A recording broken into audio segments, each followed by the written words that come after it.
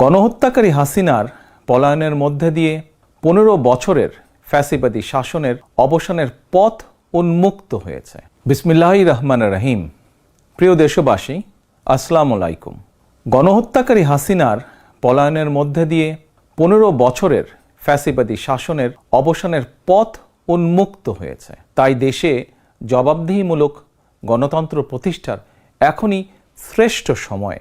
লাঞ্ছিত, বঞ্চিত, অধিকারহারা মানুষ একটি স্বাধীন, নিরাপদ এবং মর্যাদাকর জীবনের প্রত্যাশায় উন্মুখ হয়ে রয়েছেন।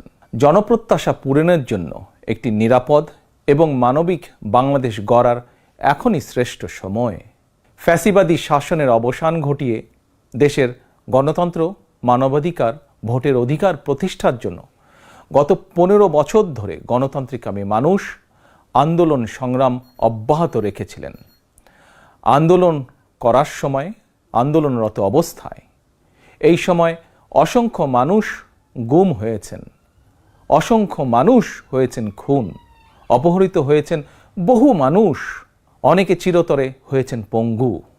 আন্দোলন সংগ্রামের ধারাবাহিকতায় শেষ পর্যন্ত ছাত্র জনতার ঐতিহাসিক গণ অভ্যুত্থানে গণহত্যাকারী হাসিনা দেশ ছেড়ে পালিয়ে যেতে বাধ্য হয়েছে।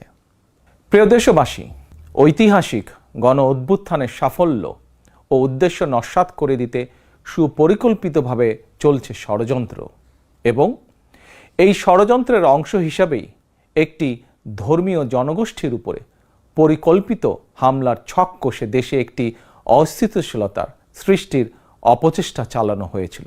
তবে হাসিনা পতন আন্দোলনের পক্ষের শক্তি এবং অন্তর্বর্তী সরকারের সময়োচিত পদক্ষেপের কারণে বিতাড়িত অপশক্তির পরিস্থিতির অবনতি ঘটাতে ব্যর্থ হয়েছে।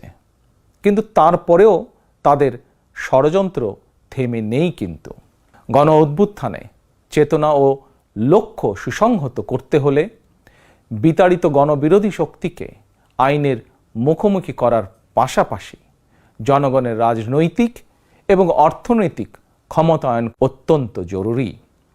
জনগণের রাজনৈতিক ক্ষমতায়নের প্রধান হাতিয়ার হচ্ছে প্রতিটি নাগরিকের ভোট প্রয়োগের অধিকারকে নিশ্চিত করা যে কোনো মূল্যে।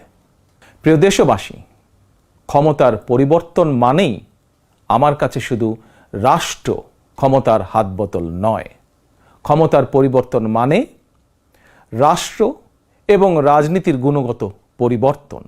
জনগণের রাজনৈতিক এবং অর্থনৈতিক ক্ষমতায়ন নিশ্চিত করা না গেলে রাষ্ট্র এবং রাজনীতির কাঙ্ক্ষিত গুণগত পরিবর্তন সম্ভব নয়। কাঙ্ক্ষিত রাষ্ট্র সংস্কারে জনগণের আকাঙ্ক্ষা নিশ্চিত করতে হলে অবশ্যই গণতান্ত্রিক বিধি ব্যবস্থাকে টেকসই করতে হলে জনগণের ভোটে জনগণের কাছে জবাবদিহিমূলক সরকার প্রতিষ্ঠা করতেই হবে। বাংলাদেশের পক্ষের শক্তির কাছে, গণতান্ত্রিক শক্তির কাছে আমার বিনীত আহ্বান, আপনারা পরাজিত অপশক্তির পাতা ফাঁদে পা দেবেন না।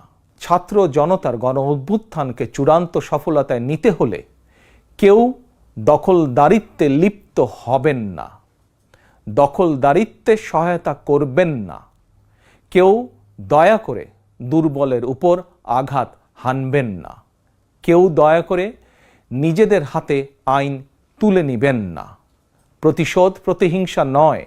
আসুন কার্যকর রাষ্ট্র সংস্কার নিশ্চিত করতে তারুণ্যের কাঙ্ক্ষিত একটি বৈষম্যহীন গণতান্ত্রিক রাষ্ট্র নির্মাণ করতে আমরা প্রত্যেকেই যিনি যার অবস্থান থেকে আরও দায়িত্বশীলতার পরিচয় দেই।